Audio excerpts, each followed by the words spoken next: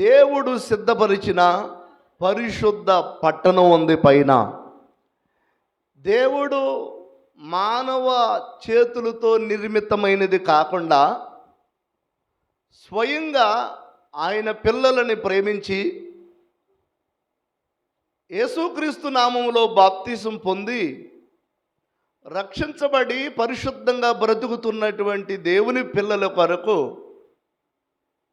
దేవుడు ఒక ప్రత్యేకమైనటువంటి పట్టణాన్ని మన కొరకు పరలోకంలో సిద్ధపరిచాడు. దానిని వెతకమన్నాడు దేవుడు. దేవునికి స్తోత్రం. ఏం వెతకాలి? పైనున్న దానిని వెతకాలి. పైన ఏముంది? పరిశుద్ధ పట్టణం ఉంది. రెండోదిగా మనం గమనించినట్లయితే పైన ఇంకేముంది? ఇంకేం వెతుక్కోవాలి? పరిశుద్ధ పట్టణం ఒక్కటేనా పైన ఉంది? ఇంకేమైనా ఉన్నాయా? ఇంకా మనం పైనున్న వాటిని వెతుక్కోమని సెలవిచ్చిన మాటను బట్టి పైన ఇంకేమున్నాయి అని మనం ఆలోచిస్తే పరిశుద్ధ పట్టణమే కాదు, మన కొరకు పైన స్థలాలు ఉన్నాయి. ఆమేన్. పరిశుద్ధ దైవ గ్రంథములో యోహాను సువార్త 14వ అధ్యాయము చదువుకుందాం. ఆ మాటని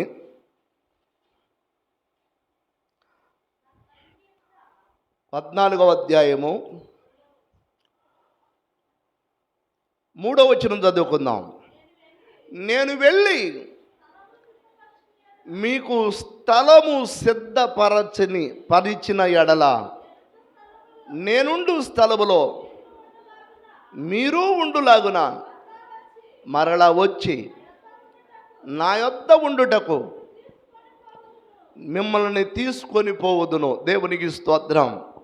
వినండి, యేసుక్రీస్తు ప్రభు వారు స్పష్టంగా చెప్పిన మాట ఏంటి అని అంటే, పైన మీ కొరకు నేను స్థలాలు సిద్ధపరిచాను, నేను మరలా వస్తాను, మీకు సిద్ధపరిచినటువంటి పైనున్న స్థలానికి మిమ్మల్ని తీసుకెళ్తాను అని దేవుని వాక్యం స్పష్టంగా దైవ గ్రంథంలో మనం చదువుకుంటున్నాం. ఇంతకీ పైన ఏమున్నాయి అని అంటే, పరిశుద్ధ పట్టణంతో పాటు మనందరికీ స్థలాలు ఉన్నాయి. దాన్ని వెతుక్కోవాలి. పైనున్న వాటిని వెతుక్కోవటం అని అంటే పైన ఏమున్నాయో అవి తెలుసుకొని వాటి కోసం ప్రయాసపడాలి, వాటిని వెతకాలి. మళ్ళీ చెప్పండి, పైన ఏముంది? మన కోసం స్థలాలు ఉన్నాయి. నేను అంటున్నాను, భూలోకంలో నీకు నివసించటానికి కూడా సరైన స్థలం లేకపోవచ్చు, కానీ నువ్వు ప్రభువును నమ్మి రక్షించబడి యేసుక్రీస్తు ప్రభు వారి యొక్క అడుగుజాడల్లో పరిశుద్ధంగా బ్రతకటానికి నువ్వు ఇష్టపడితే, దీనత్వంగా నడవటానికి నువ్వు ఇష్టపడితే, నేను అంటున్నాను, ఇక్కడ నీకు జానడు స్థలము లేకపోయినా పరిశుద్ధ పట్టణములో ఉన్నతమైన స్థలము దేవుడు నీ కోసం ఆల్రెడీ సిద్ధపరిచాడు. ఆమేన్. కాకపోతే దాన్ని మనం పోగొట్టుకోకూడదు. రక్షించబడిన ప్రతి వ్యక్తికి పైన స్థలం ఉంది. బాప్తీసం తీసుకున్న ప్రతి వ్యక్తికి పైన స్థలం ఉంది. ఆ స్థలం ఎవరి పేరు మీద అయితే వ్రాయబడిద్దో వాళ్ళ పేరు మీదే ఉంటుంది. ఆ స్థలాన్ని ఇంకొకరు దోచుకోవటానికి అవకాశం లేదు. ఆ స్థలం నీ పేరు మీద ఉంటే ఆ డాక్యుమెంట్స్ ఇంకొకరు మాయ చేయటానికి అవకాశం లేదు. అట్లాంటి శాశ్వతమైన ఉన్నతమైన నిరంతరము నివసించదగినటువంటి స్థలాన్ని దేవుడు మన కొరకు పైన సిద్ధపరిచాడు. దాన్ని వెతుక్కోవాలి మనం. ఆమేన్. దేవునికి స్తోత్రం. ఒకరోజు యేసుక్రీస్తు ప్రభు వారు చెప్పిన మాట ఏంటి అని అంటే, మనుష్య కుమారుడు తలవాల్చుకొనుటకు జానుడు స్థలమైన భూమి మీద నాకు లేదు. ఆకాశ పక్షులకి నివాసాలు ఉన్నాయి, నక్కలకి బొరియలు ఉన్నాయి. వినండి, ప్రభు చెప్పిన మాట. నక్కలకు బొరియలు ఉన్నాయి కానీ భూమి మీద, ఆకాశ పక్షులకి నివాస స్థలం గూళ్ళు ఉన్నాయి కానీ నాకు మాత్రం భూమి మీద నివసించటానికి జానుడు స్థలం కూడా లేదు అన్నాడు. ఇంతకు నేను ఏమంటున్నాను అని అంటే, అసలు భూమి ఎవరిది? ఆయనదే. భూమి ఆయనదే, ఆకాశం ఆయనదే, సృష్టి యావత్తు ఆయనే సృజించాడు. అట్లాంటి గొప్ప దేవుడు ఇప్పుడు ఏమంటున్నాడు అని అంటే, భూమి మీద నాకు స్థలము లేదు. ఎంత స్థలం లేదట? జానడు స్థలం కూడా లేదు అని అంటున్నాడు. కారణం ఏంటి అని అంటే ఆయనకి పైనున్న స్థలం మీదే మనసు ఉంది. దేవునికి స్తోత్రం. ప్రభునందు మీరు గమనించాలి, భూమి మీద ఉన్న స్థలాలు మనం అందరం విడిచిపెట్టి వెళ్ళాల్సిందే. ఎవరు భూమి మీద ఉన్నటువంటి మనం ఆక్రమించుకున్నటువంటి సంపాదించుకున్నటువంటి స్థలాలే కానీ పొలాలే కానీ ఫ్లాట్లే కానీ అన్నిటినీ విడిచిపెట్టి వెళ్ళాల్సిందే. అయితే ఇక్కడ మనకు స్థలం లేదు, కానీ ఎక్కడుందయ్యా మనకు స్థలము అని అంటే పైన ఉంది. అందుకే యేసయ్యా నాకు పైన స్థలం ఉంది. ఇక్కడ ఎందుకు స్థలం లేదు అని అంటే ఈ భూలోకం అంతా ఒకరోజు పంచభూతములు మహావేంద్రముతో లయమైపోబోతున్నాయి. అంటే భూమి ఆకాశం గతించిపోబోతున్నాయి. భూమి మిక్కుటమైన వేంద్రముతో అగ్ని చేత కాల్చబడబోతూ ఉంది. ఆకాశం మడత పెట్టబడి చీరవలే వస్త్రం వలె మడత పెట్టబడి కాలిపోబోతూ ఉంది. అంటే కంటికి కనబడుతున్నటువంటివి ఏవి శాశ్వతమైనవి కాదు. కంటికి కనబడనవి అదృశ్యమైనవే శాశ్వతమైనవి. అదృశ్యమైనవి మనం ఎలా చూడగలము అని అంటే వాక్యములో ఉన్నటువంటి ఆ సందర్భాలను మనం చదువుకొని అదృశ్యమైన వాటిని మనం చూడగలగాలి. ఆమేన్. దేవునికి స్తోత్రం. రైట్. పైన ఏముంది? మనకి స్థలం ఉంది. దాన్ని వెతుక్కోవాలి. మీరు ప్రార్థనలో పెట్టుకోవాలి ప్రతిరోజు. ప్రభువా, రక్షించబడిన నేను, బాప్తిసం పొందిన నేను, మారు మనసు పొందిన నేను, ఎప్పుడు నేను ఇక్కడ కన్ను మూసినా నీ దగ్గర నాకు జానడ స్థలం కావాలయ్యా. నువ్వు నా కొరకు ఆల్రెడీ పరలోకంలో పరిశుద్ధ పట్టణంలో నా కొరకు స్థలాన్ని సిద్ధపరిచావని నాకు తెలుసు. కానీ ఏ పాపాన్ని బట్టి కూడా, ఏ దోషాన్ని బట్టి కూడా, మరలా వెనక్కి తిరిగినటువంటి ఏ లోపాన్ని బట్టి కూడా, ఏ అతిక్రమాన్ని బట్టి కూడా నా కొరకు సిద్ధపరిచిన ఆ స్థలాన్ని నేను పోగొట్టుకోకూడదయ్యా అని ప్రార్థన చేసుకోవాలి. ఆమేన్. ఒకరోజు యేసుక్రీస్తు ప్రభు వారి దగ్గరికి ఒక తల్లి వచ్చింది. ఆ తల్లి వచ్చి యేసుక్రీస్తు ప్రభు వారితో ఇలా అంటది, అయ్యా నాకు ఒక కోరిక ఉంది, ఆ కోరిక తీర్చగలవా అని అడిగింది ఆ తల్లి. ప్రభు అడిగాడు, ఏంటమ్మా నీ కోరిక చెప్పన్నాడు. అప్పుడు ఆ తల్లి చెప్పిన మాట ఏంటి అని అంటే, ఏమీ లేదయ్యా, నీ దగ్గర 12 మంది శిష్యులు ఉన్నారు కదా, ఆ 12 మంది శిష్యులలో 2 శిష్యులు నా కొడుకులే. వినండి. నీ దగ్గర ఉన్న 12 మంది శిష్యుల్లో 2 శిష్యులు ఉన్నారు కదా, యాకోబు యోహాను, వాళ్ళిద్దరూ నా కడుపును పుట్టిన బిడ్డలయ్యా. వాళ్ళిద్దరి విషయంలో నిన్న కోరుకుంటున్నానయ్యా. వాళ్ళకు భూమి మీద స్థలం ఉన్నా లేకపోయినా వాళ్ళకి నువ్వు పరలోకములో ప్రపంచ పునర్జననమందు, వినండి, నువ్వు సింహాసనాసీనుడై ఉండి సింహాసనం మీద కూర్చొని ఉండగా, దేవాతి దేవుడు అయిన నీవు సింహాసనం మీద కూర్చొని ఉండగా నీ కుడి పక్కన ఒకడు నా కొడుకే ఉండాలి, నీ ఎడం పక్కన ఒకడు నా కొడుకే ఉండాలి. ఆ స్థలాలు నా పిల్లలకి కావాలయ్యా అని మొరపెట్టింది. దేవునికి స్తోత్రం. ఏ స్థలం కావాలట పిల్లలకి? దేవుని కుడి పక్కన ఉన్న స్థలం ఈమె యొక్క పిల్లలకి కావాలని దేవుణ్ణి కోరుకుంది, మొరపెట్టింది. ఇంతకు ఆ తల్లి, వినండి, ఏం కోరుకుంది? పైనున్న దేవుని కుడి పక్కన ఉన్న స్థలం కోరుకుంది. ఎంత ఉన్నతమైన ఆలోచన. నేను అంటున్నాను, మనకే గనక దేవుడు దర్శిస్తే, మనతోనే గనక దేవుడు స్వయంగా మాట్లాడితే, ప్రభువే మనతో స్పష్టంగా మాట్లాడి ఈ రాత్రి నీకేం కావాలో కోరుకో అని అంటే నువ్వేం అడుగుతావు? ఏం అడగవా? నాకు తెలిసి, ప్రభువా మా అబ్బాయికి మంచి ఉద్యోగం కావాలి, ప్రభువా నేను ఉండటానికి ఇల్లు, తినటానికి తిండి, కట్టుకోవటానికి వస్త్రం, ఉన్నతమైనటువంటి స్థితి నాకు కావాలయ్యా అని బహుశా మనం అడగగలం. తప్పకుండా ఆశ మనకు ఉంటుంది. కానీ ఈ లోకం శాశ్వతమైనది కాదు కనుక, భూమి ఆకాశములు గతించిపోతున్నాయి కనుక, ఇక్కడ నుంచి మనం యాత్ర ముగించుకొని పైనున్నటువంటి దేవుని దగ్గరికి వెళ్ళాలి కనుక ప్రతి వ్యక్తి అక్కడ మనం ఈ సత్యాన్ని మనం తెలుసుకున్న తర్వాత అక్కడ ఏముందో దాన్ని వెతుక్కోవాలి మనం. ఆమేన్. ఇంతకీ అక్కడ ఏం వెతుక్కోవాలి? మనం స్థలాన్ని వెతుక్కోవాలి. దేవుడు మీ అందరికీ, నేను అంటున్నాను, మీ అందరికి పైన దేవుడు స్థలాలు సిద్ధపరిచాడు. ఆమేన్. అయితే దాన్ని ఏం చేయకూడదు? దాన్ని పోగొట్టుకోకూడదు, దాన్ని కాపాడుకోవాలి. దేవుడు మన కోసం సిద్ధపరిచిన స్థలాన్ని మనం పోగొట్టుకోకూడదు. ఎప్పుడు పోయిద్ది ఆ స్థలం? ఎప్పుడు పోయిద్దో చెప్తాను వినండి. ఒకరోజు యేసుక్రీస్తు ప్రభువారు ఒక సందర్భంలో అంటాడు, రోమీలికి రాసినటువంటి పత్రిక ఒకసారి చూద్దాం, చూడండి. రోమీలికి రాసినటువంటి పత్రిక 1వ అధ్యాయము.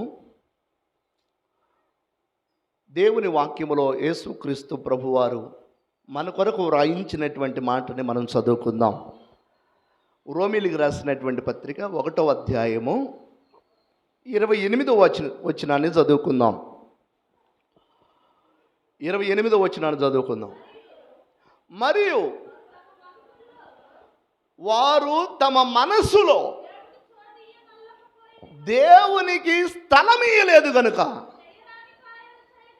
చెయ్యరాని కార్యములు చేయుటకు దేవుడు వారిని భ్రష్ట మనసుకు అప్పగించును. వినండి, అక్కడ రాయబడిన మాటను మనం ఆలోచిస్తే, మరియు వారు తమ మనస్సులో దేవునికి, చోటు అంటే స్థలం, తమ మనస్సులో, మనుషులట తమ మనస్సులో దేవునికి స్థలం ఇట్లేదట.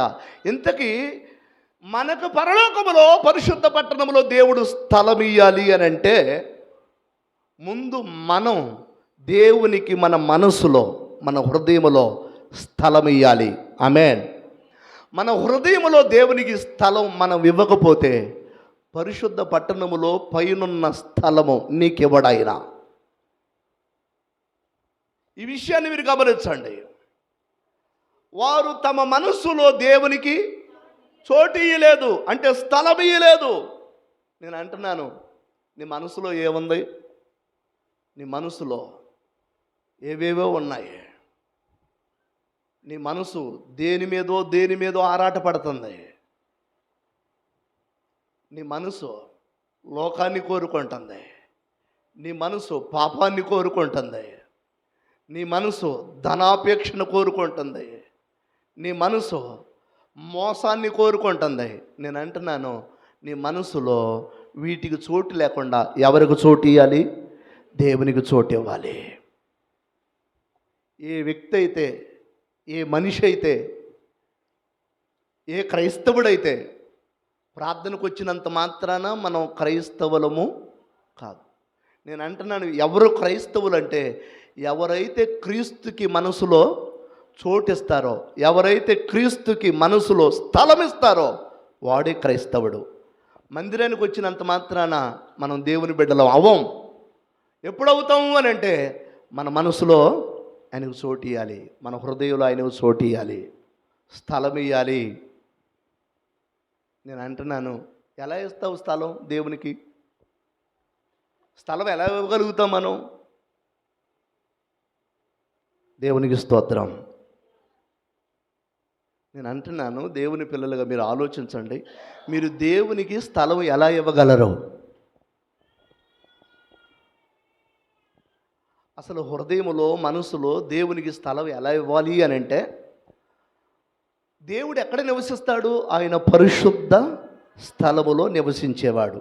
ఇంతకీ నీ మనసులో ఉన్న వ్యభిచార మనసు పోవాలి, నీ మనసులో ఉన్న అహంకారపు మనసు పోవాలి, నీ మనసులో ఉన్న చెంచల మనసు పోవాలి, నీ మనసులో ఉన్నటువంటి గర్వపు మనసు పోవాలి, నీ మనసులో ఉన్నటువంటి దేవునికి విరుద్ధమైనటువంటి మనసు పోయి దేవుని మనసు నీలోకి రావాలి.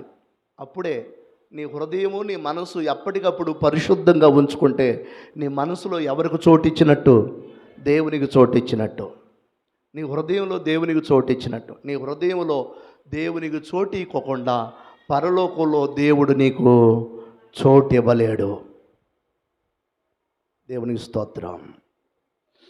అప్పుడప్పుడు మనం సినిమాల్లో వింటూ ఉంటాం, ఒక పురుషుడు లేకపోతే ఒక హీరో ఒక హీరోయిన్తో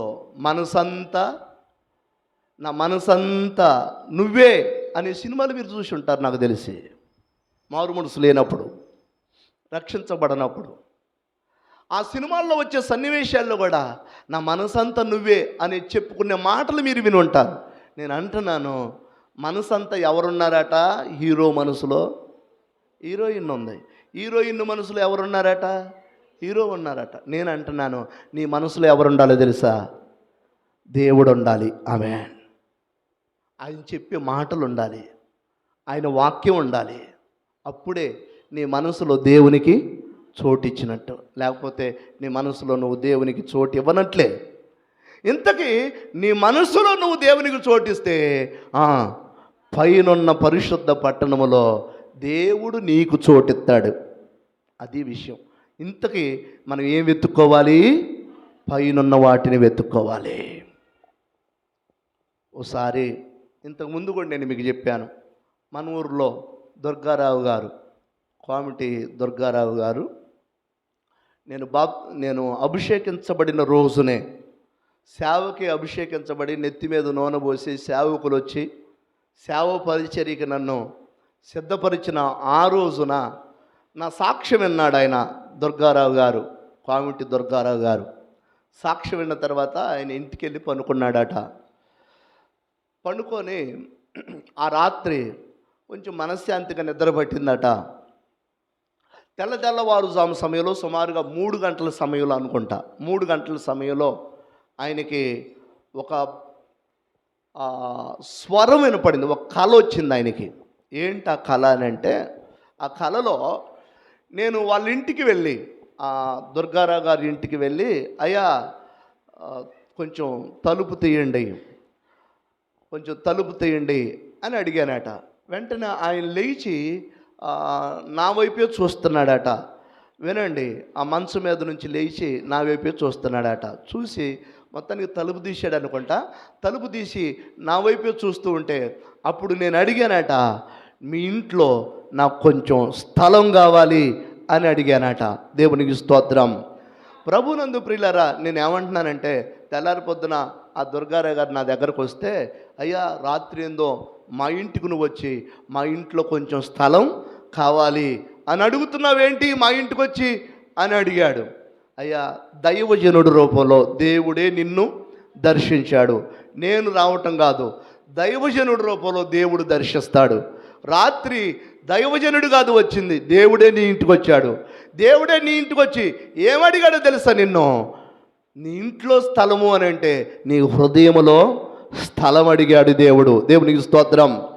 గనక దేవునికి గనక యేసయ్యకు గనక నువ్వు స్థలం ఇవ్వగలిగితే పరలోకములో దేవుడు నీకు స్థలం ఇస్తాడు.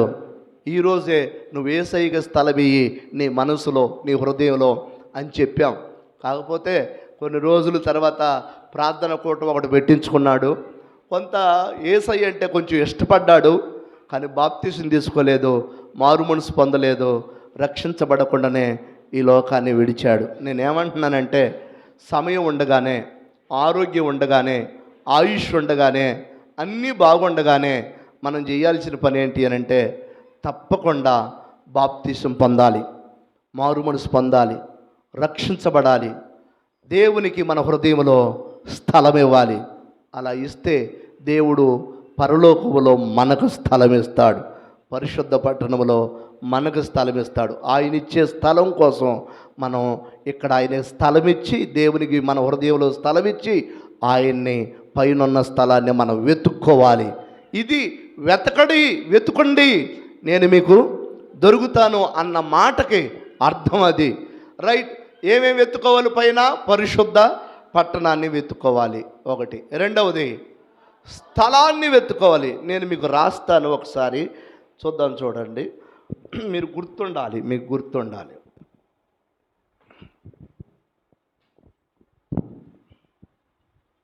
పైన మన కొరకు ఏమున్నాయి అని అంటే, ఒకటి పరిశుద్ధ పట్టణం, పరిశుద్ధ పట్టణం. రెండవది పైన మన కొరకు స్థలాలు ఉన్నాయి, వాటిని ఎత్తుకోవాలి. మూడవది పైన మన కొరకు నివాసములు ఉన్నాయి. నాలుగవది పైన మన కొరకు బహుమతులు ఉన్నాయి.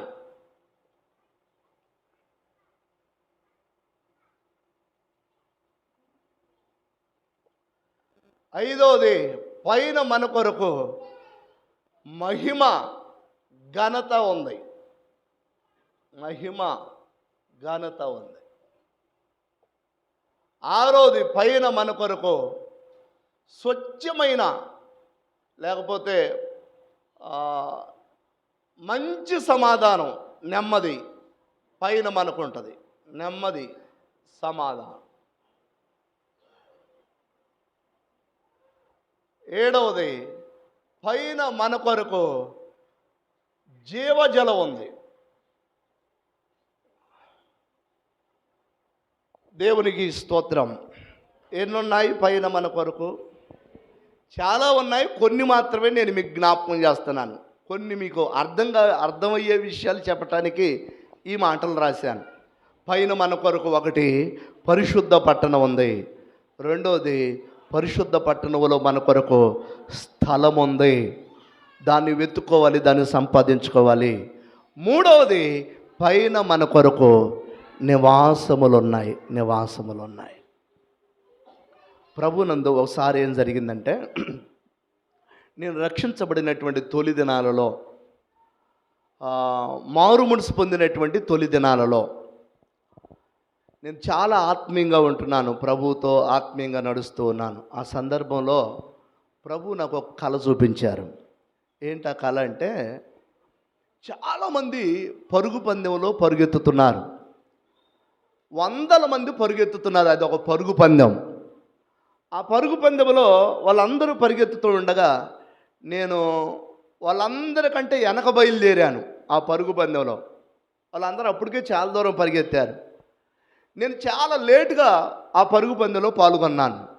పాల్గొని ఆ పరుగు పందెంలో ఒక్కొక్కరిని దాటి వేసుకుంటా మొత్తానికి నాకంటే ముందు పరిగెత్తినటువంటి వందల మందిని దాటుకుంటా వెళ్ళి నేనట 3వ ప్రైజ్ పొందుకున్నానట.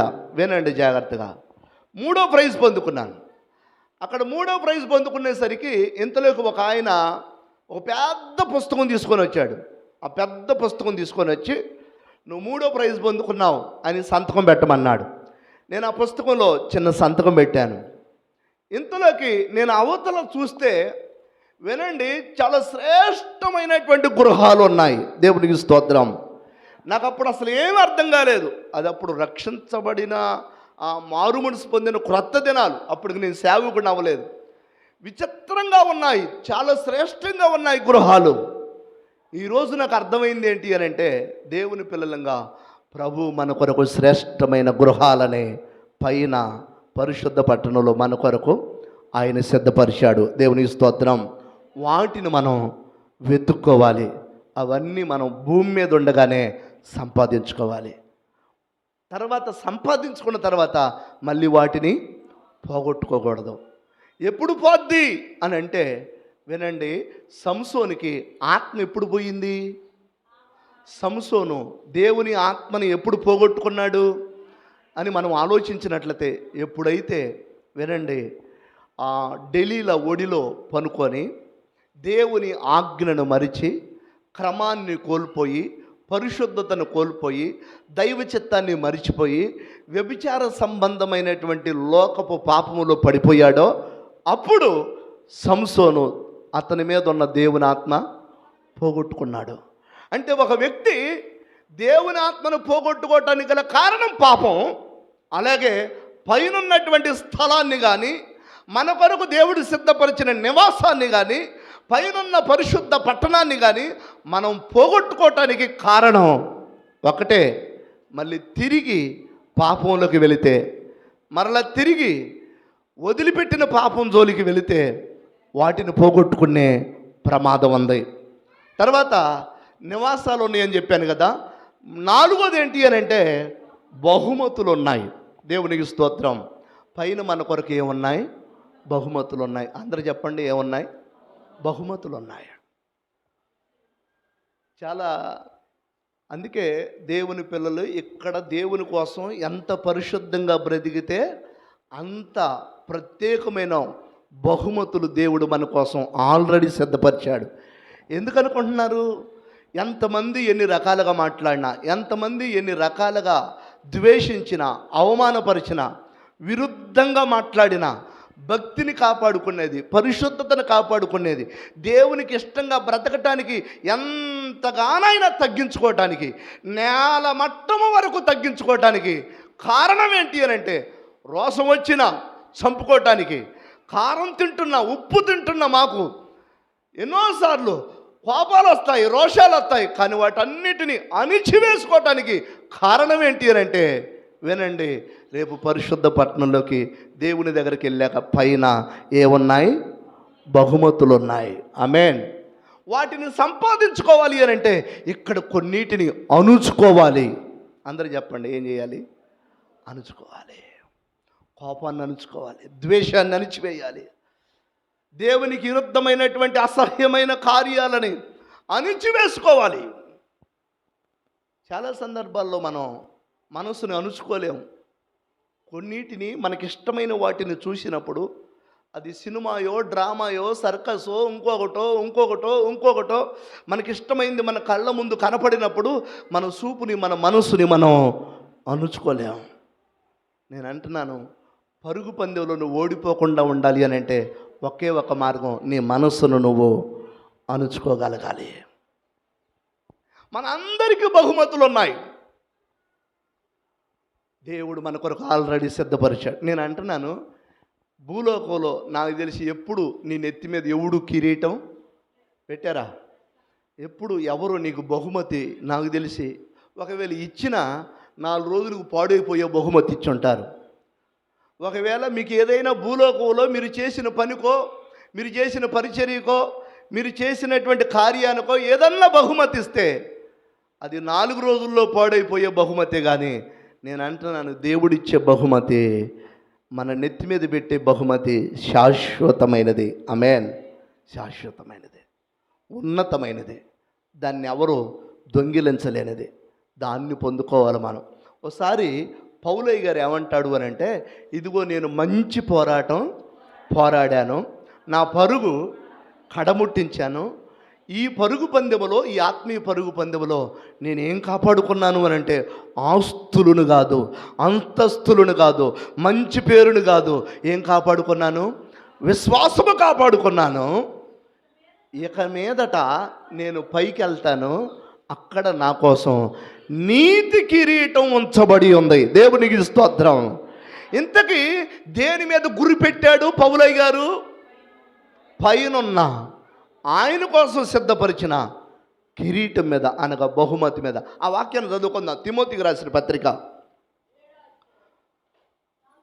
2వ తిమోతికి రాసినటువంటి పత్రిక 4వ అధ్యాయము, 2వ తిమోతికి రాసినటువంటి పత్రిక 4వ అధ్యాయము 7వ వచనం చదువుకుందాం. Page number 196. మంచి పోరాటము పోరాడి తిని నా పరుగు కడముట్టించాను, నేను విశ్వాసాన్ని ఇప్పటి వరకు కాపాడుకున్నాను.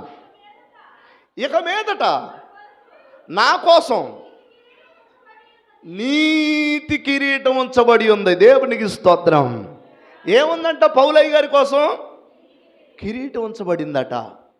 ప్రభునందు ప్రియులారా, మీరు అనుకుంటున్నారు అసలు తిరిగే వాళ్ళు తిరుగుతున్నారు, తాగేవాళ్ళు తాగుతున్నారు, ఇష్టం వచ్చినట్టుగా బ్రతికే వాళ్ళు బ్రతుకుతున్నారు. లోక ఆశలు మన కళ్ళ ముందు ఎంతోమంది నెరవేర్చుకుంటున్నారు. వాళ్ళ బ్రతుకులే బాగున్నాయి కదా అని అనుకోలా మీరు ఎప్పుడు?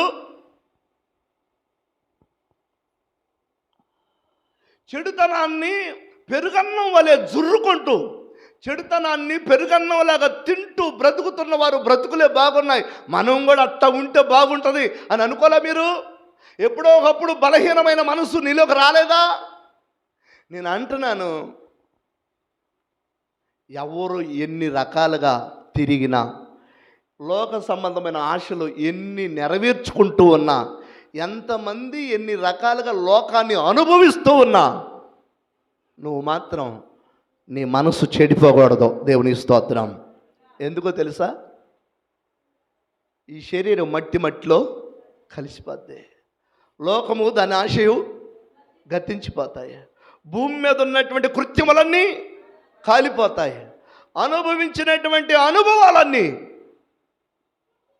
గతించిపోతాయి. కానీ ఏది నిలిచిద్ది అని అంటే, ఎవడైతే దేవుని చిత్తము నెరవేరుస్తాడో వాడే నిరంతరము నిలుస్తాడు. ఇంతకీ మీరు భూమి మీద మనుషులు ఎవరో ఏదో చేస్తున్నారని, ఎవరో లోకాశలు తీర్చుకుంటున్నారని, ఎవరో లోకములో ఇచ్చలు నెరవేర్చుకుంటూ వాళ్ళ బ్రతికే బాగుందనుకొని భ్రమపడి మీరు కూడా దేవుడిని విడిచిపెట్టి, పరిశుద్ధతను విడిచిపెట్టి, మీ ప్రతిష్టతను కోల్పోయి, మీ మంచితనాన్ని విడిచిపెట్టి దుర్మార్గంగా మీరు కూడా నడుచుకోవడానికి ప్రయత్నిస్తే నేను అంటున్నాను, ఆ లోకిచ్చలు నెరవేర్చుకున్నటువంటి వారు నరకానికి వెళ్తారు. పరలోకంలో నీకోసం సిద్ధపరిచినటువంటి స్థలాన్ని, పరిశుద్ధ పట్టణాన్ని, నివాసాన్ని, బహుమతులు నిన్ను కోల్పోవటమే కాకుండా వాళ్ళతో పాటు నిత్య నరకానికి వెళ్ళే ప్రమాదం ఉంది. అసలు నరకం ఎవరి కోసం చేశారు? పరిశుద్ధ దైవ గ్రంథంలో మీరు గమనించినట్లయితే మనం అందరం నరకం నుంచి తప్పించబడ్డాం. దేవునికి స్తోత్రం. యేసుక్రీస్తు ప్రభువారు సిలువలో కార్చిన పరిశుద్ధమైన రక్తము ద్వారా మనం అందరం నిత్య నరకము నుండి, అగ్నిగుండం నుంచి తప్పించబడ్డాం. కారణం ఏంటి అని అంటే, యేసయ్యను నమ్మాం, ఆయన సిలువలో కార్చిన రక్తంలో మన పాపాలు కడుక్కున్నాం, ఒప్పుకున్నాం, క్షమించమని వేడుకున్నాం, ఆయన నామములో బాప్తిసం తీసుకున్నాం. గనుక మనం నిత్య నరకం నుండి, అగ్నిగుండం నుంచి తప్పించబడ్డాం.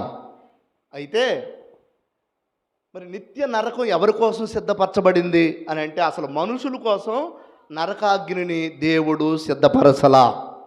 వినండి, మనుషుల కోసం నరకాగ్నిని, అగ్నిగుండాన్ని దేవుడు సిద్ధపరచలా. మరి ఎవరి కోసం సిద్ధపరిచాడు అగ్నిగుండాన్ని అని అంటే, అపవాదికిని వాని దూతలకి నరకాన్ని దేవుడు సిద్ధపరిచాడు. మళ్ళీ చెప్తున్నాను, ఎవరి కోసం సిద్ధపరచలా నరకాన్ని? మనుషుల కోసం సిద్ధపరచలా. మరి ఎవరి కోసం సిద్ధపరిచాడు నరకాన్ని? సాతానుకి, వాని దూతలకి దేవుడు నరకాన్ని సిద్ధపరిచాడు. అయితే ఆ నరకంలో మరి మనుషులు ఎందుకు పడుతున్నారు అయ్యానంటే, సాతాను ప్రేరేపించే పాపపు ప్రేరేపణలకి ఏ మనిషి అయితే లోబడి సాతాను యొక్క లక్షణాలు ఎవడైతే నెరవేరుస్తూ ఉంటాడో, సాతాను యొక్క కుయుక్తులు ఎవడైతే పాటిస్తూ ఉంటాడో, సాతాను యొక్క పాపాన్ని ఎవడైతే అనుసరిస్తూ ఉంటాడో, వాడు తెలియకుండానే సాతానుకి సిద్ధపరిచినటువంటి నరకములో పడిపోయే అవకాశం ఉంది.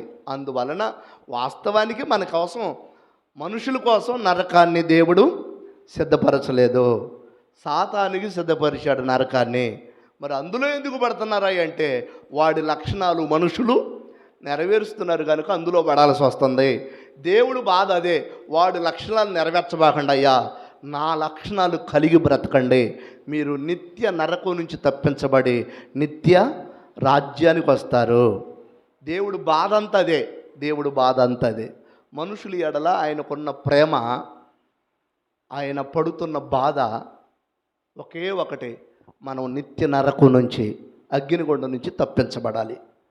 ఆయనతో పాటు పరలోకములో, పరిశుద్ధ పట్టణములో ఆయనతో యుగయుగాలు నిరంతరము మరణము లేని జీవితం, శాశ్వతమైన జీవితం ఆయనతో కలిగి ఉండాలి అని దేవుడు ఆశపడుతున్నాడు. సరే, ఇంతకీ మనకేమున్నాయి?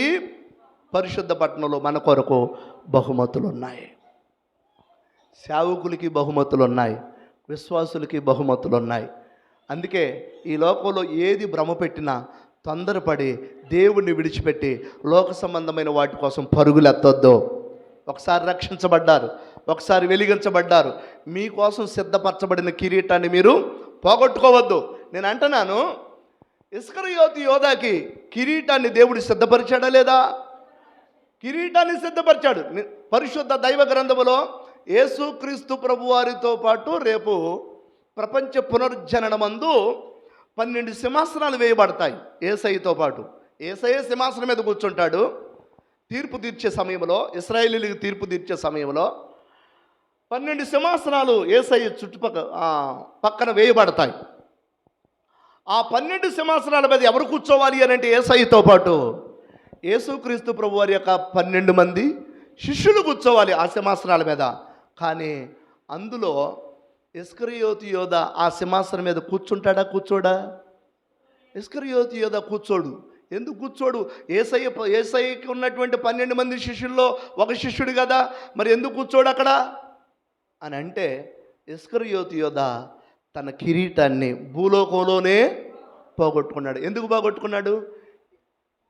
లోక ఆశలకి అమ్ముడుపోయి యేసయ్యని 30 వెండి నాణేలకి అమ్మేసుకున్నాడు. అమ్ముకోవటమే కాకుండా తన దుర్బుద్ధిని, తన దొంగ బుద్ధిని, తన పాపపు లక్షణాలని విడిచిపెట్టలేదు ఇస్కరియోతు యోధ. అందువలన రేపు ఆ సింహాసనం మీద కూర్చోవటానికి వాస్తవానికి ఆ కిరీటం ఇతనికే దక్కాలి. కానీ ఏమైంది? ఆ కిరీటం పోయింది. ప్రకటన గ్రంథం, పరిశుద్ధ దేవుని గ్రంథంలో ప్రకటన గ్రంథము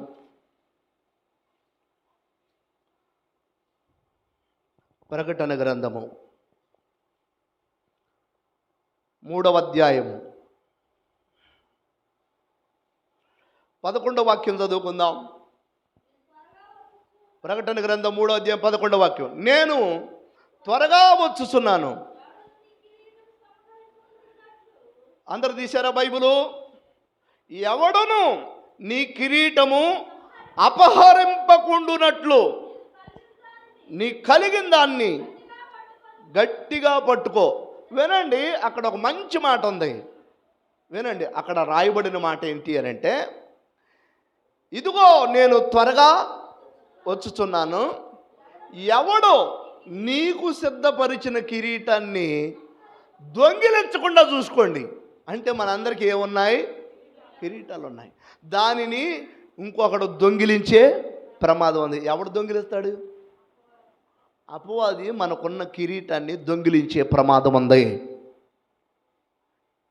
వినండి, ఆశ చూపిస్తాడు, ఎర్రవేస్తాడు, ఏది మనకి ఇష్టమో దాన్ని మన ముందు పెడతాడు, దేవునికి అసహ్యమైన దానిని నీ ముందుకు తీసుకొస్తాడు, నిన్ను ఇష్టపడేటట్టుగా చేస్తాడు, నువ్వు ఆశపడేటట్టుగా చేస్తాడు, ఎర్రవేస్తాడు. వేసి ఆల్రెడీ నీ కొరకు దేవుడు ఎన్నో ఆశలు పెట్టుకొని, నా పిల్లలు వస్తున్నారు, వాళ్ళ కోసం నేను ఏమి సిద్ధపరచాలి?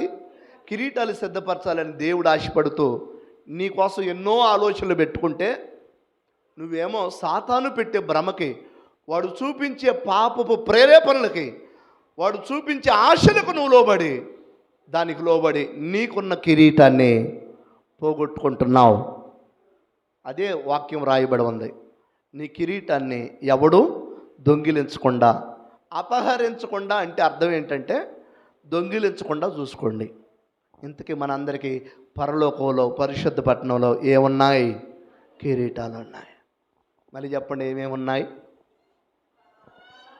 పరిశుద్ధ పట్టణం ఉంది, దాని గురించి చెప్పాను పోయిన ఆదివారం.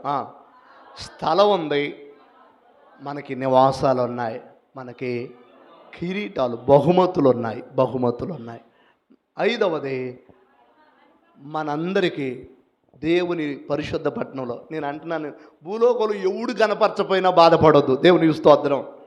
చివరికి నీ భర్త నిన్ను మెచ్చుకోకపోయినా బాధపడొద్దు, నీ భార్య నిన్ను మెచ్చుకోకపోయినా బాధపడొద్దు. నేను అంటున్నాను, ఎవరు మెచ్చుకోవాలని అసలు కోరుకోవద్దు.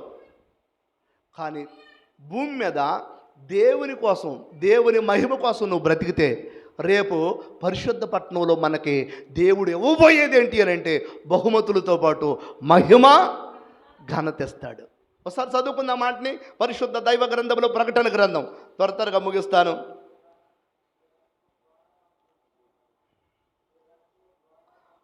21వ అధ్యాయం ప్రకటన గ్రంథం, 21వ అధ్యాయము 26వ వచనం చదువుకుందాం. ప్రకటన గ్రంథం 21వ అధ్యాయము 26వ వచనం చదువుకుందాం. జనములు తమ మహిమను, ఘనతను ఆ పరిశుద్ధ పట్టణములోకి తీసుకొని వచ్చేదరు. దేవునికి స్తోత్రం. ఇంతకీ మనకి అక్కడ ఏమొచ్చింది? ఏముంటుందట? ఏమి తీసుకొని వెళతామట?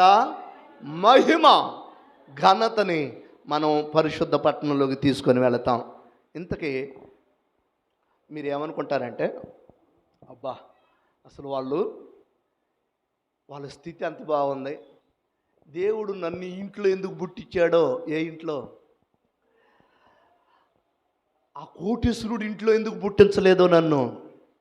అసలు వాళ్ళు ఎంత బాగా బతుకుతున్నారో. వాళ్ళు అద్దాల మేడలో ఉంటున్నారు, పాలరాతి మీద నడుస్తున్నారు, కోట్ల రూపాయల ఆస్తి ఉంది, బెంజ్ కారుల్లో తిరుగుతున్నారు, కోట్లకు పడగలెత్తి వాళ్ళు వేసుకునే డ్రెస్సులు కానీ, వారు తొడుక్కునేటువంటి ఆ వస్త్రాలు కానీ, ఆ చెప్పులు కానీ, వాళ్ళు కట్టుకున్న ఇళ్ళు కానీ, అసలు ఎప్పుడన్నా అనుకున్నారట నేను బాగా ఉన్నోడింట్లో నన్న పుట్టానా, మీ ఇంట్లో పుట్టా అని అనుకోలే మీరు ఎప్పుడు? నేను అంటున్నాను, భూమి మీద ఇట్లాంటి ఘనతలు, ఇట్లాంటి మహిమలు మనకు లేకపోవచ్చు, కానీ దేవుని నామ మహిమ కొరకు, దేవుని ఘనత కొరకు ఎవడైతే భూమి మీద బ్రతుకుతాడో వాడిని తప్పనిసరిగా రేపు పరిశుద్ధ పట్టణంలో వాడు ఘనతని, మహిమని తీసుకొని వస్తాడు. దేవుని స్తోత్రం. అంటే దేవుని దగ్గర మనకి ఏముంటుంది అని అంటే మహిమ, ఘనత ఉంటుంది. ఆమేన్. అవి మనం వాటిని వెతుక్కోవాలి. భూమి మీద ఘనతలు వెతుకోవద్దు, భూమి మీద మిమ్మల్ని ఎవరు పొగడాలి అనుకోవద్దు, భూమి మీద మనుషులు మిమ్మల్ని మెచ్చుకోవాలి అనుకోవద్దు. నిజంగా చెప్తున్నాను, నేను దాదాపుగా అసలు ఎవరు మెచ్చుకోవాలి అని అనుకోను, నన్ను గణపరచాలి అని అనుకోను, నా గురించి నలుగురు చెప్పాలి అని అనుకోను. కారణం ఏంటి అని అంటే మనం దేవునికి మహిమ తీసుకొస్తే చాలు, దేవునికి ఘనత తీసుకొస్తే చాలు భూమి మీద. ఆ తర్వాత రేపు దేవుని దగ్గరికి వెళ్ళిన తర్వాత పరిశుద్ధ దేవుని దూతల మధ్యలో, వినండి, కోటాను కోట్ల దేవుని దూతలు ప్రభువుని ఆరాధిస్తూ ఉండగా, పరిశుద్ధులైనటువంటి కోటాను కోట్ల జనాంగము మధ్యలో, వారందరి మధ్యలో నిన్ను నిలబెట్టి, ఒక దీనుడువైన నిన్ను నిలబెట్టి, భూమి మీద తినటానికి లేకుండా బ్రతికిన నిన్ను నిలబెట్టి, అక్కడ అన్ని కోట్ల మంది పరిశుద్ధుల మధ్యలో నువ్వు బ్రతికినటువంటి మంచి బ్రతుకుని చెబుతూ, దేవుని కోసం నువ్వు చేసిన ప్రతి కార్యాన్ని అక్కడ చెబుతూ, అక్కడ నిన్ను ఘనపరుస్తూ ఉంటే, వినండి, మీకు జ్ఞాపకం చేస్తున్నాను, దేవుని దూతలట ప్రభు మనల్ని మహింపరిచేటప్పుడు చప్పట్లతో కోట్ల మంది పరిశుద్ధులు తాళ ధ్వనులతో మన గురించి పొగుడుతూ ఘనపరుస్తూ ఉండగా, నేను అంటున్నాను, అంతకంటే ఏం ఘనత కావాలి మనకి? దేవునికి స్తోత్రం. ఇక్కడ భూమి మీద నాకు తెలిసి ఇవాళ మెచ్చుకుంటారు, రేపు ఉమ్మేస్తారు, ఇవాళ మనల్ని ఘనపరుస్తారు, రేపు మళ్ళీ వాడు మొహం పాడుగాని అంటారు, ఇవాళ అయ్యగారు మంచోడు అంటారు, రేపు ఎల్లుండు ఏదన్నా బాధ కలిగితే అయ్యగారు మంచోడు కాదంటారు. నేను అంటున్నాను, అందుకే భూమి మీద మనం ఏం వెతకూడదు, ఘనతను వెతకూడదు. మరి ఎక్కడ వెతుక్కోవాలి? తప్పకుండా దేవుడు మన కొరకు పైన మహిమను, ఘనతని దేవుడు సిద్ధపరిచాడు. దాన్ని మనం పొందుకుంటాం, దాన్ని మనం రేపు కన్నులారా చూస్తాం. అంతమంది సభలో మిమ్మల్ని పిలిచి మీరు ఈ లోకంలో దేవుని కొరకు మంచి సాక్ష్యం కలిగి మంచి బ్రతికినందుకే, యేసుక్రీస్తు ప్రభువారి కొరకు నిన్ను నువ్వు తగ్గించుకొని పరిశుద్ధంగా బ్రతికినందుకే నిన్ను పైకి లేపి ఆ కోట్ల మంది పరిశుద్ధుల మధ్యలో ఇతను నా కొరకు సాక్షిగా ఉన్నాడు, ఇతను నా కొరకు తగ్గించుకొని బ్రతికాడు, ఇతను నా కొరకు దైవికంగా ఉన్నాడు, ఇతను నా కొరకు లోకాన్ని పెంటతో సమానంగా ఎంచుకున్నాడు, ఇతడు నా కొరకు తనకి ఆశగా ఉన్న వాటన్నిటినీ అణిచివేసుకున్నాడు, ఇతని గురించి ఇంత మంచి సాక్ష్యం ఉంది అని చెప్పి అంతమంది పరిశుద్ధుల సభలో నిన్ను పొగిడి వారందరి మధ్యలో నీ నెత్తి మీద కిరీటం పెడుతూ ఉంటే, ఆ ఘనత ఏ ఘనతతో పోల్చుదాం? ఆ మహిమను ఏ మహిమతో పోల్చుదాం? అందుకే పైనున్న వాటిని ఏం చేయమన్నాడు? వెతకమన్నాడు. ఇంకేమున్నాయి? నెమ్మది, సమాధానం ఉంది. భూలోకంలో మనం ఎంత సంపాదించినా నాకు తెలిసి నెమ్మది, సమాధానం ఎంతో కొంతగా ఉంటుంది. సంపూర్ణమైన నెమ్మది, సంపూర్ణమైన సమాధానం ఒక మనిషికి ఎక్కడ దొరికిద్ది అని అంటే, రేపు మనం దేవుని దగ్గరికి వెళ్ళిన తర్వాత, పరిశుద్ధ పట్టణంలోకి వెళ్ళిన తర్వాత, పైనున్న దేవుని దగ్గరికి వెళ్ళిన తర్వాత సంపూర్ణమైన నెమ్మది, సంపూర్ణమైన సమాధానం మనకు అక్కడ దొరికింది. ఆ రోజట మన కన్నుల నుంచి కార్చిన ప్రతి బాష్ప బిందువుని ఆయన తుడిచివేస్తాడట. ఆయన తండ్రి కదా మనకి. ఆ రోజు ఆయన మన కన్నుల నుండి వచ్చిన కన్నీళ్ళని తుడిచివేస్తూ ఉంటే నేను అంటున్నాను, ఏ వ్యక్తి ఇవ్వలేనంత నెమ్మది పొందుతావు, ఏ వ్యక్తి ఇవ్వలేనంత సమాధానం పొందుతావు. దేవునికి స్తోత్రం. ఒకసారి చూద్దాం, చూడండి ఆ మాటని నేను మీకు జ్ఞాపకం చేస్తాను. 21వ అధ్యాయమే, ప్రకటన గ్రంథం 21వ అధ్యాయము. అసలు ఎంత నెమ్మది ఉంటుందో మీకు జ్ఞాపకం చేస్తాను. 4వ వచనం, ప్రకటన గ్రంథం 21వ అధ్యాయం 4వ వచనం. ఆయన వారి కన్నుల ప్రతి బాష్ప బిందువును తుడిచివేయను, మరణం ఇక ఉండదు, దుఃఖమైనను ఏడుపైనను వ్యాధనైనను ఇక ఉండదు. దేవునికి స్తోత్రం. హల్లెలూయా. ఏముండదు అసలు. మన బంధువులు ఎవరైనా చనిపోతే ఎంత బాధపడతామో. కొన్నిసార్లు కొన్ని సంవత్సరాల తరబడి మర్చిపోలేని మనుషులు ఉంటారు.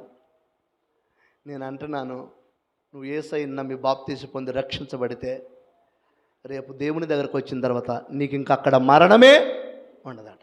మరణమైనను దుఃఖమైనను ఏడుపైనను వ్యాధనైనను అక్కడ ఉండదు. దేవునికి స్తోత్రం. ఏముండవు? మళ్ళీ చెప్పండి, మీరు అందరూ చెప్పండి. మరణం ఉండదు, యేసు రక్తమే చేయి. దుఃఖం ఉండదు, వ్యాధన ఉండదు, ఏడుపు ఉండదు. అక్కడికి వెళ్ళిన తర్వాత భూమి మీద మనం కార్చిన కన్నీళ్ళు ఉన్నాయి చూసావా. దేనికోసం అయితే, ఎవరి నుంచి అయితే బాధపడ్డామో, ఎవరైతే మనల్ని గేలు చేశారో, ఎవరైతే మనల్ని హింసించారో, ఎవరైతే మనల్ని మోసం చేశారో వాళ్ళని ఏమీ చేయలేక మనం ఏడిచి ఉంటాం. నాకు తెలిసి ఆ ఏడిచిన ఏడుపు రేపు దేవుని దగ్గరికి పరిశుద్ధ పట్టణంలోకి వెళ్ళిన తర్వాత ఆయనట మనల్ని దగ్గరకు తీసుకొని మన కన్నుల నుండి వచ్చే ప్రతి బాష్ప బిందువు, అంటే మన కన్నుల నుంచి కార్చిన కన్నీళ్ళన్నీ ఆ రోజు ఆయనే ఒడిలో కూర్చోబెట్టుకొని తుడుస్తాడట. దేవునికి స్తోత్రం. నేను అంటున్నాను, నీ భర్త ఇవ్వలేని నెమ్మది, నీ శారీరక తల్లిదండ్రులు ఇవ్వలేని నెమ్మది, సమాధానం అక్కడ దొరికిద్ది మనకి. ఆమేన్. నేను అంటున్నాను, దాన్ని సంపాదించుకుందాం. ఏమంటారు మరి? దానికోసం ప్రయాసపడదాం. ఇన్నుంటే జానడ స్థలం కోసం భూమి మీద కొట్టుకులాడుతున్నారు, అధికారం కోసం కొట్టుకులాడుతున్నారు, పేరు కోసం కొట్టుకులాడుతున్నారు, అక్రమ సంపాదన కోసం కొట్టుకులాడుతున్నారు. చిన్న తడిక అటు నుంచి ఇటు జరిగితే, జానడ జరిగితే కొట్టుకులాడుతున్నారు, నరుక్కుంటున్నారు, చంపుకుంటున్నారు. దేవుని వాక్యం సెలవిస్తూ ఉంది, మనకి ఎంత ఉంది పైన ఇంకేమున్నాయి? అక్కడ జీవజాలం ఉంది. పరిశుద్ధ పట్టణంలో నెమ్మది సమాధానమే కాదు, జీవజాలం ఉంది. అది కూడా చదువుకుందాం, చూడండి. పరిశుద్ధ దేవుని గ్రంథంలో 22వ అధ్యాయము 1వ వచనం చదువుకుందాం. మరియు స్ఫటికము వలె మెరయునట్టి జీవజలముల నది దేవుని యొక్కయు గొర్రెపిల్ల యొక్కయు సింహాసనము వద్ద నుండి ఆ పట్టణపు రాజవీధి మధ్యను ప్రవహించుట ఆ దూత నాకు చూపెను. ఆ నది యొక్క ఆవల జీవవృక్షముండెను. అది నెలకు ఫలించుచు 12 కాపులు కాయును. ఆ వృక్షం యొక్క ఆకులు జనములను స్వస్థపరుచుటకై వినియోగించును. దేవునికి స్తోత్రం. ఇంకా అక్కడ మనకు డాక్టర్ అవసరమే లేదు. ఎవరు డాక్టరు? ఏ ఆకులు? జీవజల నది ఉంటుందట. ఆమేన్. అది ఎప్పుడు ఎండిపోయేది? కృష్ణా నది ఎండిపోవటం మనం చూసాం, గోదావరి నది ఎండిపోవటం చూసి ఉంటాం, పెన్నా నది, యమునా నది, ఇంకా ఎన్నో నదులు ఉన్నాయి, ఇవన్నీ ఎండిపోవటం మనం చూసి ఉంటాం. కానీ రేపు జీవజల నది ఆ పరిశుద్ధ పట్టణంలో ఉంటుంది. అది ఎప్పుడు ఎండిపోదట. వినండి, అదట దాని అవతల యువతల ఏమున్నాయట? జీవవృక్షాలు ఉన్నాయి. అసలు జీవవృక్షాలు మనం ఎప్పుడో అవ్వ ఆదాముని సృష్టించినప్పుడే దేవుడు జీవవృక్షాలు ఫలాలు తినమన్నాడు. ఎప్పుడు? అవ్వ ఆదామును సృష్టించినప్పుడు అప్పుడు ఏ తోట వేశాడు దేవుడు? ఏదేను తోట వేశాడు. ఏదేను తోటలో భూమి మీద ఏముంది? అప్పుడు జీవవృక్ష ఫలాలు ఉన్నాయి. ఆ జీవవృక్ష ఫలాలు అప్పుడే తిన్నట్టయితే అవ్వ ఆదాం ఇప్పటికీ ఉండేవాళ్ళే. కాకపోతే వినండి, వాళ్ళు ఆ ఫలాలు తినలేదు, కానీ ఏ ఫలాలు తిన్నారు? మంచి చెడ్డల తెలివినిచ్చే ఏది తినవద్దన్నాడో దేవుడు ఆ ఫలాలు తిన్నారు. ఏది తినమన్నాడో దేవుడు ఆ ఫలాలు తినలేదు. ఇంతకీ పాపం చేసిన తర్వాత ఆ ఫలాలు తింటే నిత్యము పాపులుగానే ఉంటారు అని దేవుడు ఆలోచించి చెప్తున్నాను, వినండి జాగ్రత్తగా. అవ్వ ఆదాం పాపం చేశారు. పాపం చేసిన తర్వాత ఆ జీవవృక్ష ఫలాలు తింటే నిత్యము పాపులుగానే ఉంటారు అని దేవుడు భయపడి బాధపడి వెంటనే అక్కడి నుండి అవ్వని ఆదాముని ఏదేని తోటలోంచి బయటికి గెంటేశాడు. ఇంతకీ ఎప్పుడు పోగొట్టుకున్నాం జీవవృక్ష ఫలాలు? మనం అవ్వ ఆదాం కాలంలో ఏదేని తోటలో పోగొట్టుకున్నాం. మళ్ళీ ఎప్పుడు వచ్చినాయి? పరిశుద్ధ పట్టణంలో జీవజల నది పక్కన ఆవల ఏవల ఏమున్నాయి? జీవవృక్ష ఫలాలు ఉన్నాయి. వాటి ఆకులు జనముల యొక్క రోగములను స్వస్థపరుస్తాయి. దేవునికి స్తోత్రం. ఇంకా మాయ చేసే డాక్టర్లు ఉండరు, ఏసు రక్తమే చేయం. చిన్నమ్మాయి గారు పద్దాకులు పోయి నెలకు ఒక 5 ఏళ్ళు నెలకు ఒక 2 ఏళ్ళు కట్టాల్సిన పని ఉండదు. అరే ఆ టెస్ట్ రాసి ఈ టెస్ట్ రాసి ఆ రక్త పరీక్ష చేసి ఈ రక్త పరీక్ష చేసి తల స్కానింగ్ కానీ గుండె స్కానింగ్ కానీ ఊపిరితిత్తుల స్కానింగ్ కానీ కాళ్ళ నొప్పులకి స్కానింగ్ కానీ అరే రే రే రే ఎన్ని డబ్బులు పోతున్నాము. నేను అంటున్నాను, రేపు ఆ పరిశుద్ధ పట్టణంలో మనకి మన రోగం పోవటానికి ఏం వాడాలి? ఆ జీవవృక్షం యొక్క ఆకులు ఉన్నాయి చూసావా? ఆ ఆకులు జనముల ఏ రోగమైనా జనముల రోగాలను బాగు చేయటానికి అవి ఉపయోగిస్తాడు దేవుడు. దేవుని స్తోత్రం. ఇంకా అక్కడ రోగం ఉండదు. అక్కడ ఏముండదు అని అంటే వైద్యుడు కూడా ఉండడు. ఎవరు వైద్యుడు? దేవుడే వైద్యుడు. మనకు కావలసినవన్నీ ఉన్నాయి. ఇంకొక మాట చెప్పి ముగిస్తాను. ఇవి మీకు సింపుల్గా చెప్పాను నేను, మీకు అర్థం కావటం కోసం. పైన ఇన్నున్నాయి. అయితే ఈ భూమి ఆకాశం గతించింది కదా, భూమి ఆకాశం గతిస్తే వాక్యం సెలవిస్తోంది, దేవుడట క్రొత్త ఆకాశాన్ని క్రొత్త భూమిని కూడా దేవుడు ఇవ్వబోతున్నాడట. ఆమేన్. అది కూడా చదువుకొని ముగించుకుందాం. 21వ అధ్యాయము మొదటి వచనం. 21వ అధ్యాయము మొదటి వచనం. అంతటా నేను క్రొత్త ఆకాశమును క్రొత్త భూమిని చూచితిని.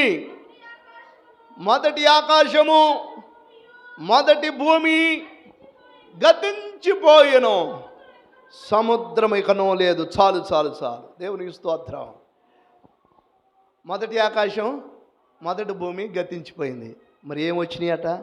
క్రొత్త ఆకాశం క్రొత్త భూమి వచ్చిందట. అందులో మనం అందరం ఉందుముగాక. ఇప్పటి నుంచైనా మంచిగా బ్రతుకుదుముగాక. ఇప్పటి నుంచైనా దేవుని కోసం రోషం కలిగి పరిశుద్ధంగా నీతిగా న్యాయంగా ధర్మంగా అవమానమైన నిందైన రోషమైన ఇబ్బంది అయినా ఇతరుల కదిలించి మనమే తగువ పెట్టుకున్న దేవుని కోసం ఓర్చుకుందాం. దేవునికి స్తోత్రం. ఓర్చుకుంటే ఎన్ని సిద్ధపరిచాడు? ఎన్నున్నాయి? 7. నేను ఒక 7 చెప్పా, ఛానల్ ఏం చెప్పాలే. మీకు కొద్దిగా అర్థం కావటం కోసం ఇవి చెప్పాను నేను. ఒకసారి చెప్పండి. పైన ఏమున్నాయి మనకి? పరిశుద్ధ పట్టణం, స్థలం ఉంది, నివాసం ఉంది, బహుమతులు ఉన్నాయి, మహిమ ఘనత ఉంది, సమాధానము. మన కన్నీళ్ళ భాష బిందువులన్నీ ఆయన దగ్గరుండి తుడిచివేస్తాడు. నెమ్మది సమాధానం ఉంది, దుఃఖము ఏడుపు లేదు అక్కడ. జీవజల నది. జీవజల నదేనా? జీవవృక్షాలు కూడా ఉన్నాయా? జీవవృక్షాలేనా? మనల్ని స్వస్థపరిచే ఆకులు కూడా ఉన్నాయా?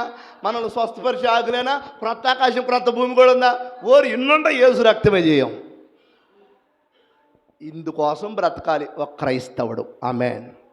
ఇవి అర్థం కాక చాలామంది ఈనాటి దినాల్లో అంతం రాబోతుంది, యుగాంతం కలగబోతుంది, భూమి నాశనం అయిపోబోతుంది, మూడో ప్రపంచ యుద్ధం రాబోతుంది, ఒక దేశం మీద ఒకళ్ళు అణుబాంబులు వేసుకోబోతున్నారు, ఆకాశం నుండి ఉలకపడబోతుంది, భూమి కాలిపోబోతుంది అని TV9 ఛానల్లో, TV10 ఛానల్లో, TV5 ఛానల్లో, మీడియా ఛానళ్ళు ఎన్నో చెబుతున్నాయి. నేను అంటున్నాను, నిజంగానే దేవుడు ఇవన్నీ కాల్చివేయబోతున్నాడు. మరి ఇవన్నీ కాల్చివేస్తే మనం నివసించే ఒక స్థలము ఆల్రెడీ సిద్ధపరిచాడు. అది తెలియట్ల వాళ్ళకి, మనకేమో అది తెలిసింది. దేవుని స్తోత్రం. అందుకే మనం దేనికోసం బ్రతుకుదాం? పైనున్న వాటిని వెతుక్కుందాం, పైనున్న వాటి కోసం బ్రతుకుదాం. ఆమె